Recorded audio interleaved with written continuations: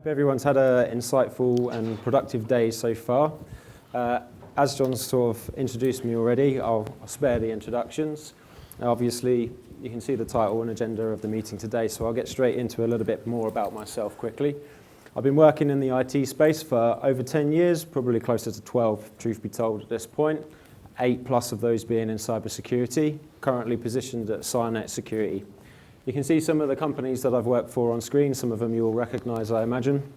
And you can also see that I'm a Formula 1 fan. I tend to support the British drivers, which makes me a Mercedes fan by default, whether I like that or not this year. You can also see there that I'm a bit of a hobby DJ, much to the dismay of my neighbours, I have to admit. We're based out of Reading, which if you're not familiar where that is, it's roughly about where the arrow is on that map. As John's already alluded to, the headline topics for today's talk is going to be around the differences around some key technologies in the industry, how we use XDR to simplify IT operations, and how we can improve our IT operations through incident response. But before we get into that, I want to introduce you to a friend of mine. This is Bob. So Bob's pretty chuffed with himself at the moment. He's actually just become the proud owner of a brand new car, so he's really, really happy. But the problem is he happens to have locked his keys in his car. So he's got a little bit of a pickle on his hands, so he calls up his twin brother, Barry, Bob and Barry, and he says to Barry, he says, I don't know what to do, I need to go to the shops really badly, I've locked my keys in my car, can you help me out? And Barry says to him, he says, don't worry, I've been in this situation many, many times. I've got the perfect solution, the perfect tool. I'll be around in 5 minutes. So here's Barry. We'll come armed with his tool. Now, before I tell you the very highly sophisticated special tool that Barry's brought with him, just bear in mind that this story is based in the 80s. This is what Barry brought with him. So some of you already know where I'm going with this, I'm sure, but for anybody who's not potentially, I'd say, old enough or in the know with this particular hack, in the 80s, cars used to have an indicator as to whether they were locked or unlocked. And to some discerning people, getting your keys out of a locked car was the simple matter of taking a coat hanger off the rack, bending it to the right position, slipping it through the door sills, hooking it over this indicator, and giving it a yank. Hey presto, the car is unlocked from the inside. So Barry performed this operation for Bob, and Bob was both pleased and horrifically shocked. He realized that anybody with the right know-how and the off-the-shelf tool could simply break into his car at a moment's notice. So what did Bob do? Well, he turned to the open market and he bought every solution he could find on the aftermarket. He bought himself a steering lock. He bought himself an aftermarket alarm system, which just so happened to give him a lot of false positives with various animals triggering the alarm. He also went and bought himself a top-of-the-line CCTV system so that he could monitor it 24/7. Only there was an issue. He wasn't going to be monitoring it 24/7. So then he employed someone to do this for him and set them up in a remote operations center to monitor all of the camera feeds. And then he thought, well, this is all well and good, but that guy's remote and it takes ages for the police to get on site. So I'm going to now hire more people to be an incident response team on site and to patrol my property. So he thinks he's resolved the problem, but of course all of this came with more problems. Implementation costs, maintenance, training, it all adds up. So of course he still wasn't very happy. I suppose the question is, why am I telling you this story? And really this is quite analogous to the situation we find ourselves in cybersecurity today. There are so many solutions on the market space. We know that the default security that comes with our computer systems is not sufficient. So what do we do? Do we do what Bob did and just go and buy all of the available solutions on the market? Is that even tenable or feasible for any of us to do? Or better yet, can we justify the upfront expense of any of these security solutions? Well, to help us with that question, I've got some data here with me from the most recent IBM Cost of a Data Breach report. Now, this is a fully impartial report. It was actually conducted by the Ponemon Institute. And when I asked how do you say that, someone said, think Pokemon. So that's how I remember how to pronounce it correctly. But in any case, the Ponemon Institute is completely impartial, even though this was a sponsored study by IBM. Now here we can see that it's a fairly widespread study. It has quite a good data set within it.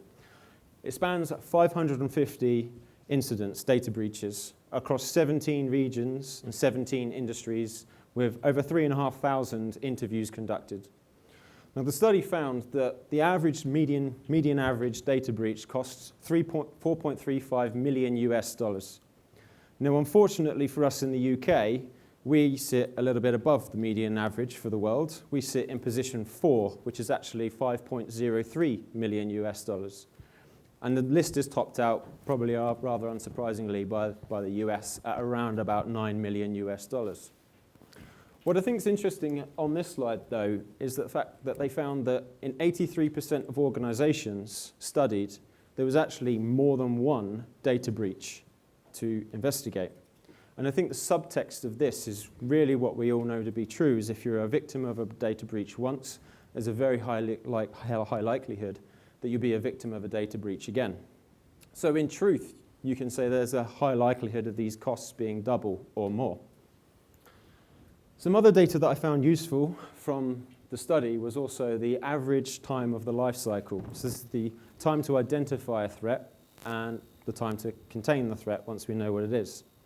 And we can see, looking over the last 7 years, that we haven't really got much better at doing this as an industry.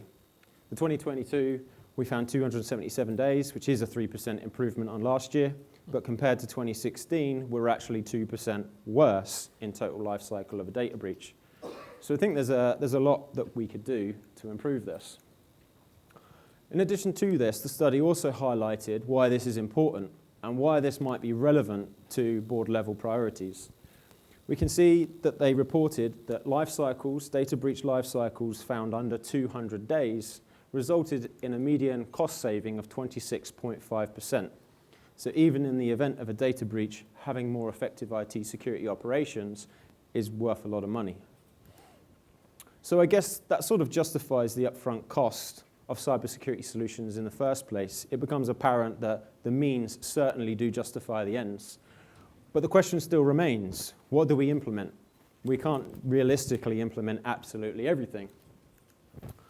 So this sort of brings us to my first sort of topic, and that's just to quickly gloss over all the different technologies, just to ensure we're all on the same page here. We have EPP, which most will probably know as very traditional solutions, file-based malware attacks. You can sort of think of these, to put them to our analogy, as the aftermarket alarm system or the steering lock. They are the quote-unquote set and forget solutions.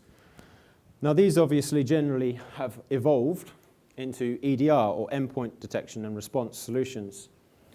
And these tend to be a little bit wider in scope. They tend to take on some telemetry information. They tend to be able to detect more advanced attack types, script-based attacks, malwareless attacks. And this, I suppose you could, if we were to put it to our analogy again, see as the CCTV cameras.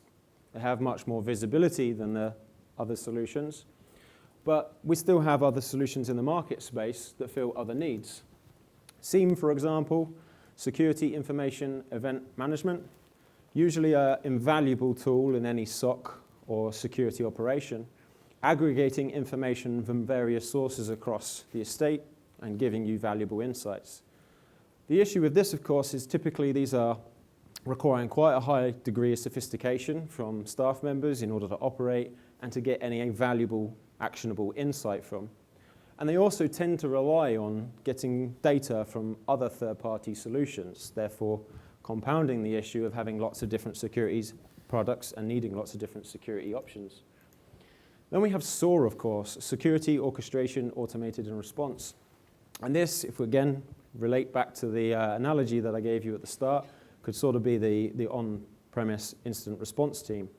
Only this time it tends to be automated, benefiting from machine speed and being able to react faster than a human analyst, perhaps.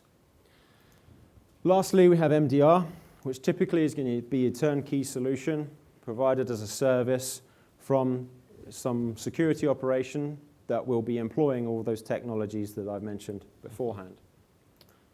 So hopefully now we're all on a relatively even page with regards to what all these different technologies actually mean and what the differences are. We'll have a quick look then at the real value of XDR and how this can simplify our security operation. So historically, we'll find that in the detection part of the solution, we seem to have lost the last letter of that word, so I do apologize. We are actually combining many of these different capabilities into a single solution. And with Cynet, when you add on the automated response being the SOAR capabilities, and then backing that with an MDR service, it gives you a rather more compelling approach than what we're used to. So I guess the question is, what works better for you? Is it to have a fragmented cybersecurity operation split across various different security products that creates stress in the cybersecurity teams and makes it more difficult to investigate incidents? Or is a new approach in the form of XDR more effective and going to be able to create a stressless environment which is going to be more effective at speeding the time of incident and containment of incidents? So hopefully now that gives us a little bit of an answer to that second point. So lastly, we're going to take a look at how we can improve the cybersecurity operation through detection and response. And there's three key components that we tend to look at Cynet when we're looking at this, and that is people, processes, and technology. And we believe that the closer you can bring these three aspects, these three components together, the more effective your cybersecurity operation will be. Now, we're going to use the XDR methodology from Cynet to sort of illustrate this a little bit that we use at Cynet. Like every organization, we all have the data in our environments, from the endpoints, the network, all of the cloud platforms that we use. Cynet ingests all of this data into our Cynet 360 XDR platform. And this aims to provide that information to the IT team in a very simple to ingest, simple to understand format that doesn't require extensive training. So this is our technology. Then we add in our people. And this is a real key component, acting as an extension of your IT teams, helping to fill the resource and skills gap that many organizations suffer from. First off, we have the Cynet research team, who are always proactively looking at the landscape, the threat landscape, pen testing our technology, building the detection logic within our solution, dark web searches, and going to extensive lengths to make sure that we're one step ahead of the bad actors. And then in addition to that, we have our SIOPS team, who is our fully managed 24/7 SOC.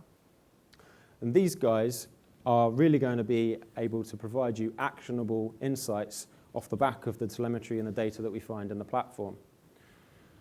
Then we add in the process, and the end result is a simple output and execution when you need it from a complicated set of inputs. So hopefully now we have a little bit of an understanding as to how we can improve through incident response.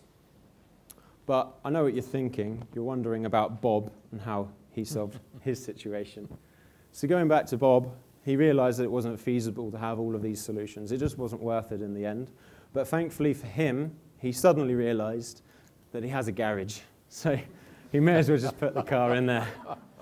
That's everything for me, but if you want any more detail on Cynet, you can find me on LinkedIn. So Michael Britton at Cynet on LinkedIn. I'm happy to engage with you and take any conversations further if you need Mike, me. brilliant. Thank you very much.